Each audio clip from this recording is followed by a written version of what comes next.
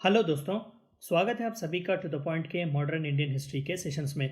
हमने already 23 chapter ख़त्म किए हुए हैं और आज जो है हम पोस्ट चौरा चौरी इंसिडेंट यानी कि पिछले चैप्टर में जो हमने नॉन कोऑपरेशन और खिलाफत मूवमेंट में देखा कि किस तरीके से चौरा चौरी के इंसिडेंट के बाद विच टुक प्लेस इन फरवरी 1922 किस तरीके से नॉन कोऑपरेशन मूवमेंट को हॉल्ट किया गया। हम इस चैप्टर में देखेंगे कि पोस्ट 1922 से लेकर 1930 यानी कि सिविल डिसोबीडियंस मूवमेंट के लॉन्च होने के बीच किस तरीके के पॉलिटिक्स इंडियन इंडिपेंडेंस मूवमेंट में चले। हम इस चैप्टर में जानने की कोशिश करेंगे कि किस तरीके से चौरा चौरी इंसिडेंट को लेकर बापू नाराज थे और चौरी चौरा इंसिडेंट के बाद वो इंपॉर्टेंट डेवलपमेंट्स क्या थे आईएनसी में और इंडियन इंडिपेंडेंस पॉलिटिक्स में। तो आइए जानने की कोशिश करते हैं। The blame on Gandhi. दरअसल नॉन कोऑपरेशन मूवमेंट का ब्लेम जो है इनडायरेक्टली गांधी पर पड़ा। तो आइए देखते हैं कि किस तरीके से। Appalled at the outrage, Gandhi went on a 5-day fast as penance for what he perceived as his culpability in the bloodshed.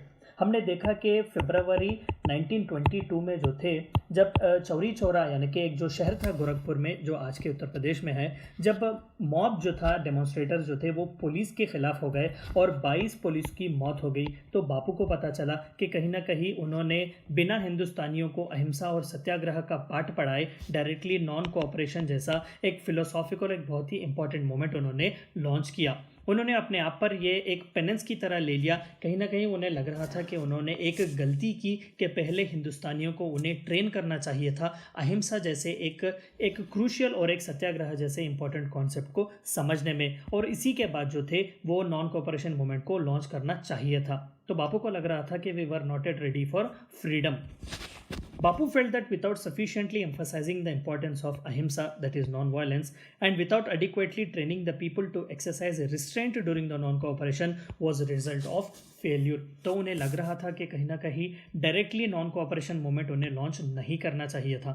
उन्हें पहले लोगों के बीच जाना था, उन्हें कॉन्सेप्ट समझाने थे कि अहिंसा किस तरीके से चलता है, नॉन वायलेंस किस तरीके से चलता है। यहाँ पर जो था चौरा चौरी में जो इंसिडेंट हुआ वहाँ पर डायरेक्टली मॉब ने जो है वायलेंट का इस्तेमाल किया, वायलेंस का इस्तेमाल किया और 22 पुलिस ऑफिसर्स की मौत हुई थी।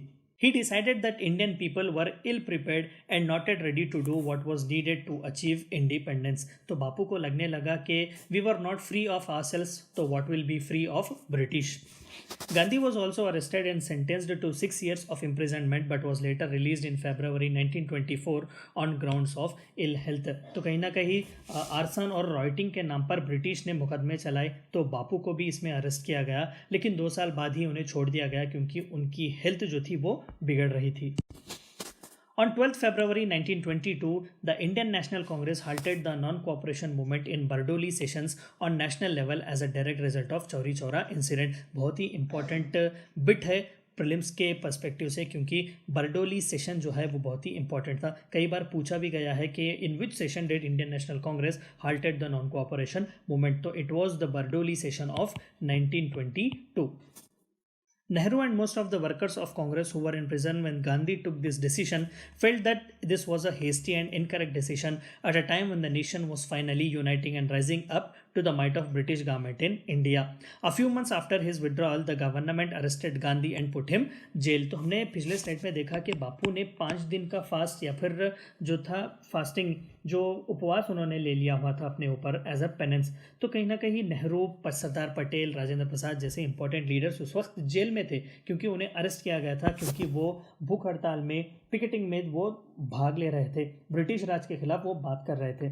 तो कहीं ना कहीं नेहरू को और उनके साथियों को जो उस वक्त जेल में थे, जब बापू ने डिसाइड किया कि नॉन कोऑपरेशन मूवमेंट को हॉल्ट किया गया था, वो जेल में थे। तो उन्हें लग रहा था कि बापू को ऐसा करना नहीं चाहिए था, क्योंकि सिर्फ 1 incident of violence doesn't mean that entire movement is violent. क्योंकि 2 साल जो थे 1920 से 1922 तक बहुत ही सक्सेसफुली चल रहा था खिलाफत और नॉन कोऑपरेशन मूवमेंट। तो नेहरू, सरदार पटेल और राजेंद्र प्रसाद जैसे फेमस जो फ्रीडम फाइटर्स थे, उनका ये मानना था कि सिर्फ एक वायलेंट इंसिडेंट को लेकर हम पूरे मूवमेंट को जो है वो वायलेंट नहीं कह सकते थे। कहीं ना कहीं उन्होंने कहा कि बापू ने गलती की इस मूवमेंट को रुकाकर। अगर बापू इस मूवमेंट को ना रुकाते तो विद इन 1925 जो था हिंदुस्तान को इंडिपेंडेंस मिल जाता था।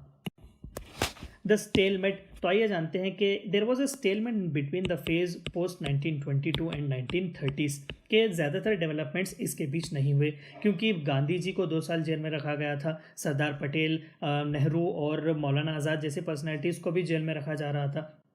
तो ब्रिटिश समवेयर वो successful in halting the Indian independence movement. तो आइए वो स्टेलमेट के बारे में जानते हैं।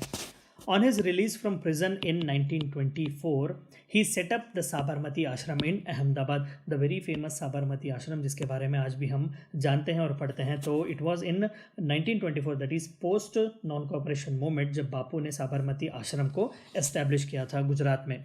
On the banks of river Sabarmati, he established the newspaper Young India, another very important aspect for prelim wise, क्योंकि ये भी कई बार पूछा गया है। The newspaper Young India was published by Mahatma Gandhi, तो इसके एडिटर चीफ जो थे वो महात्मा गांधी थे।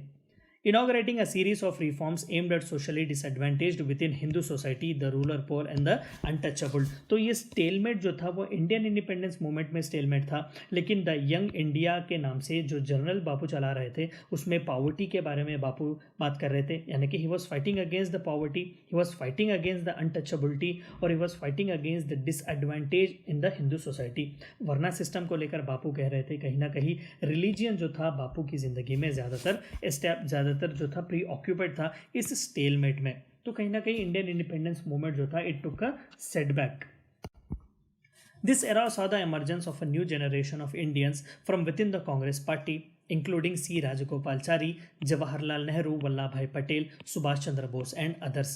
तो ये एक ऐसा फेज़ था जिसमें बहुत ही प्रोमिनेंट और न्यू यंग ब्लड जो था इंडियन इंडिपेंडेंस मूवमेंट में आ रहा था। मोतीलाल नेहरू जो कि पंडित नेहरू के डैड थे, वो हम आगे के लेसन्स में इनके बारे में जानेंगे। वेयर स्वराजिस्ट और प्रो चेंजेस, यानी कि प्रो चेंजेस और नो चेंजेस का एक बहुत ही इंपॉर्टेंट फेज़ चला था इंडियन इंडिपेंडेंस मूवमेंट में, जिसके बारे में हम आगे के चैप्टर में बात करेंगे। तो मोतीलाल नेहरू जी के सक्सेसर जो थे या उनके बेटे जवाहरलाल नेहरू सीन पर आ रहे थे। तो इस तरीके से the old blood was being replaced by the young blood. Subhas Chandra Bose जैसे प्रोमिनेंट पर्सनालिटीज आपको देखने मिलते हैं इस एरा में, who would later on come to form the most prominent voices of Indian self-rule movement, whether keeping with Gandhian values or as in the case of Bose, Indian National Army diverging from it। तो आगे के phases में यानी कि post 1930s जब हम civil disobedience movement के बाद देखेंगे तो यही वो यंग लीडर्स थे जिन्होंने भले ही गांधी जी का रास्ता अपनाया हो या नहीं, in case of Subhash Chandra Bose जिन्होंने पूरा ही एक ऑपोजिट तरीका लिया था, आर्मी भी उन्होंने एस्टेब्लिश की थी। तो इस तरीके से the young blood was being nurtured in this time frame, यानी कि 1920 से 1930s के बीच। तो आइए जानते हैं कि इंडियन नेशनल कांग्रेस में किस तरीके से डेवलपमेंट्स हो रहे थे। The developments in Indian National Congress. Membership in the party was open to anyone prepared to pay a token fees.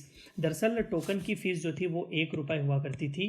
Pre 1920 बापू ने इसे कम कर दिया था और उसे 25 पैसे कर दिया था, यानी कि 4 आने जिसे हम कहते हैं। तो मेंबरशिप की फीस बहुत ही गिरा दी गई थी। तो anyone who was ready to pay this 25 paisa ही was given a membership of the Indian National Congress.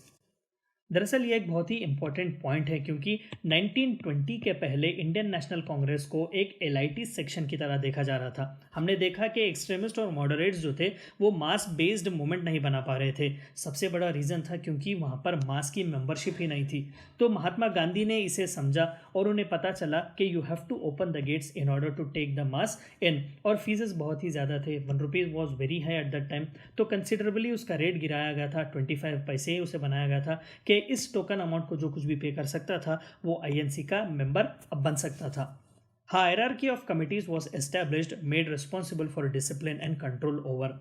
जो 1907 में सूरत स्प्लिट के बारे में हम बात करते हैं, it was mainly because of the indiscipline in the party, क्योंकि किसी तरीके के हायरार्की नहीं थी, कमिटीज़ नहीं थी, लोग अपनी मनमानी कर रहे थे। इसीलिए तो एक्सट्रीमिस्ट और मॉडरेट्स के बीच लड़ाई झगड़ा हमेशा होता था। लेकिन बापू ने यह बात समझी और कहीं ना कहीं आईएनसी में ये भी डेवलपमेंट उन्होंने लाया कि there was a hierarchy of committees. उन्होंने कमिटीज़ बनाई, जैसे कि डिसिप्लिन कमेटी होती है, एथिकल कमेटी होती है। तो हर कमेटी का एक एस्टैब्लिश्ड रोल था जो उसके मेंबर्स पर देखा जा रहा था। The party was transformed from an elite organization to one of mass national appeal and participation। तो हमने जिस तरीके से देखा कि मॉडरेट्स और एक्सट्रीमिस्ट वो मास बेस्ड मूवमेंट बनाना तो चाहते थे लेकिन फेल हो रहे थे। तो इसी लूप होल को समझने के बाद गांधी ने इस आईएनसी को यानी कि इंडियन नेशनल कांग्रेस को एक एलाइट ऑर्गेनाइजेशन से मास नेशनल अपील देने की कोशिश की। The regional outlook was considered in tandem with national needs. वो आईएनसी जो सिर्फ इंडिया को अपने ध्यान में रखकर चल रही थी, अब वो रीजन को भी ध्यान में रख रही थी, यानी कि वर्नैकुलर लैंग्वेज में भी स्पीचेस दिए जाते थे। रीजनल ऑफिसर्स आईएनसी के खोले जाते थे, यानी कि तेलुगु, तमिल, मलयालम, इस तरीके से वर्नैकुलर नीड्स और रीजनल नीड्स को भी नेशनल नीड्स के ऑन तौर पर देखा जा रहा था आईएनसी में। अगर सच बताएं तो 1920 से लेकर 1930s के बीच जो था, it was actually a golden period for Indian National Congress for reforms. एक बहुत ही इंपॉर्टेंट एस्पेक्ट है even for the mains perspective. The Indian politics in 1920s। तो आइए देखते हैं कि rather which was the most important development that happened in 1920s.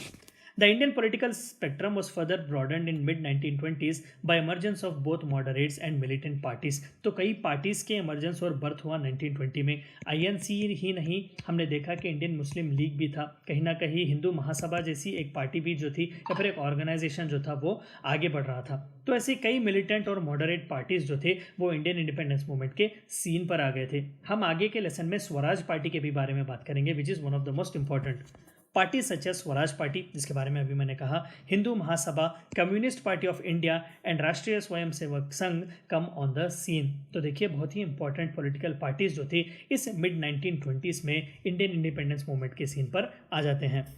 Regional political organizations also continued to represent the interest of non-Brahmins in Madras, Mahars in Maharashtra and Sikhs in Punjab। हमने अपने chapter social reforms में इन सभी timeline के बारे में deal किया हुआ है कि किस तरीके से एंटी ब्राह्मण मूवमेंट चल रहा था अंडर पेरियार इन मद्रास, यानी कि जो आज का तमिलनाडु है, Mahar under the leadership of B R Ambedkar in Maharashtra, और सिक्स में अकालीस जो थे वो पंजाब में रिफॉर्म्स ला रहे थे। Tamil Nadu in both self-rule struggle and fighting for equality for all castes and communities was at the forefront। तो कहीं ना कहीं एंटी ब्राह्मण मूवमेंट और सेल्फ रूल मूवमेंट बहुत ही बढ़ चढ़कर हिस्सा ले रहा था तमिलनाडु में। रामास्वामी नायकर या फिर पेरियार जैसे लीडर्स जो थे वो आउटशाइन कर रहे थे बाकी दूसरों को। Many women participated in the movement, including Kasturba Gandhi जो कि गांधी जी की बीवी थी, Rajkumari Amrit Kaur, Muthulakshmi Reddy, Aruna Asaf Ali and many others. आप पिक्चर देख सकते हैं, ये अरुणा असफ अली जी की है, और पिछले स्लाइड में जो पिक्चर आपने देखी वो राजकुमारी अमृत कौर की पिक्चर थी। तो one of the most significant developments post 1920 it was participation of women in Indian independence movement. तो ये थी चंद बातें आपको जाननी थी पोस्ट चौरी चौरा इंसिडेंट और the timeline between 1920s and 1930s। I hope कि आपको वीडियो पसंद आया होगा। Thank you for watching my video.